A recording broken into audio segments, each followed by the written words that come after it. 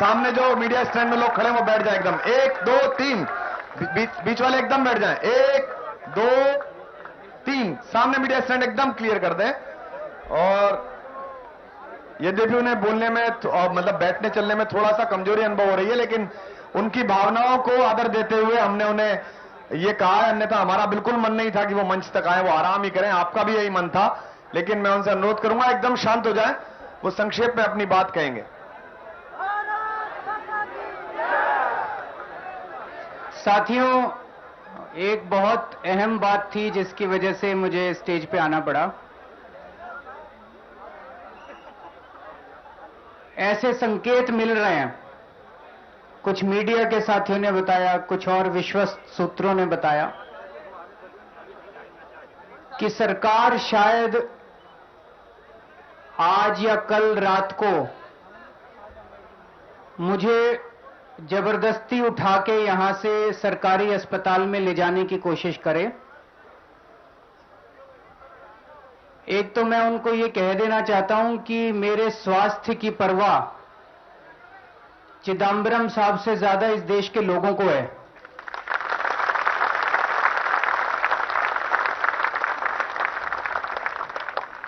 वो मुझे उठाने की कोशिश ना करें। दूसरी बात, वो ये कह रहे हैं कि इंडियन पीनल कोड आईपीसी के तहत मैं आत्महत्या करने की कोशिश कर रहा हूं। मैं उन्हें कह देना चाहता हूं कि मैं आत्महत्या करने की कोशिश नहीं कर रहा, यहां हम बलिदान देने के लिए बैठे हैं, दोनों में फर्क होता है।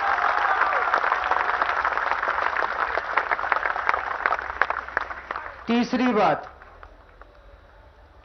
अंग्रेजों, ये जो आईपीसी बना था, ये जो कानून बना था, ये 1860 में बना था।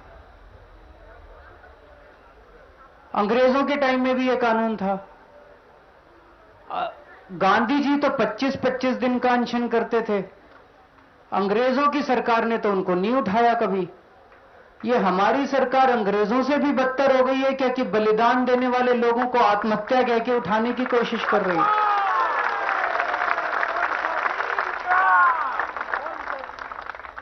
तो इसके पीछे मुझे कुछ साजिश नजर आ रही है।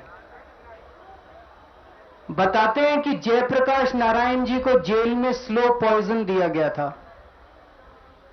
स्वामी नित्यानंद जी की हत्या कर दी गई इसी बहाने, वो भी आमरण अनशन के ऊपर थे। उनको उठा के अस्पताल में डाल दिया गया।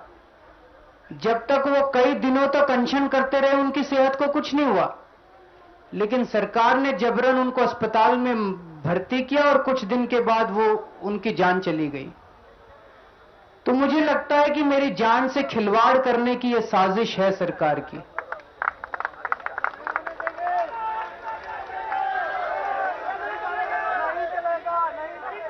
इस वक्त मेरे सारे पैरामीटर्स ठीक हैं, लेकिन कमजोरी बहुत ज्यादा है। होना लाजमी है। आज 8वां दिन है। चलने में बैठने में तकलीफ है। तो सरकार क्यों उठाना चाहती है हमको? इसके पीछे साजिश है। तो अभी तक राम मनोहर लोहिया अस्पताल के डॉक्टर यहां आते थे, हमारी रिपोर्टें ले जाते थे। आज से हम उनको रिपोर्ट देना भी बंद कर देंगे। हमें सरकारी अस्पताल के डॉक्टरों के ऊपर कोई भरोसा नहीं है।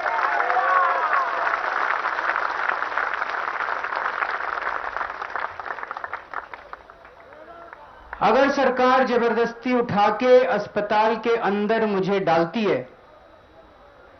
तो उस अस्पताल से बाहर निकलवाने की जिम्मेदारी आप लोगों के हाथ में होगी।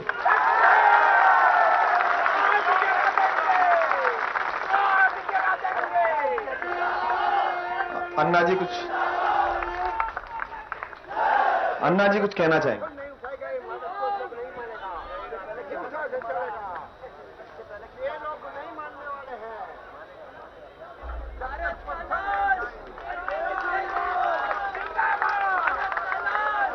अभी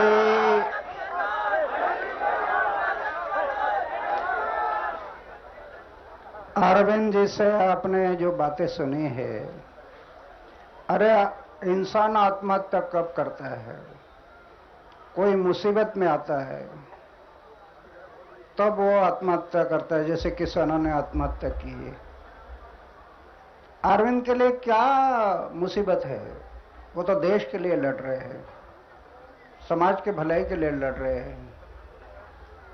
इसकी तकलीफ सरकार को होने वाली है, इसलिए सरकार की ये हो सकता है साजिश होगी कि जबरदस्ती से उठाकर उनको इल्जाम लगा दो आत्महत्या करने के लिए बैठे थे। ये नहीं चलेगा,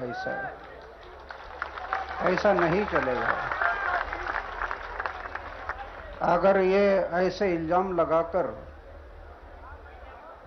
ये जो परंपरा है हमारी, ये आज नई नहीं है। जैसे अरविंद ने बताया, गांधी जी, कई लोगों ने, अरे 400 साल पहले संत तुकाराम महाराज ने 42 दिन का अनशन किया, संत नीलोबा राय ने 40 दिन का अनशन किया। ये तो परंपरा है हमारी हजारों साल की, इसको कैसे रोक सकते हैं आप लोग? जब अन्याय होता है, अत्याचार होता है, समाज के भलाई के लिए अनशन करना जरूरी है। वो अनशन करना दोष नहीं है। आप कैसे इसको दोष मानते हैं सरकार? क्योंकि आपके लिए थोड़ा खतरा लगता है, इसलिए आपको दोष लगता है। तो इसको हम नहीं चलने देंगे। अगर सरकार ऐसी जबरदस्ती करती है तो सरकार के किसी लोगों के साथ मैं बात ना करते हुए, शरीर में दम है तब तक ये अनशन जारी रखेगा।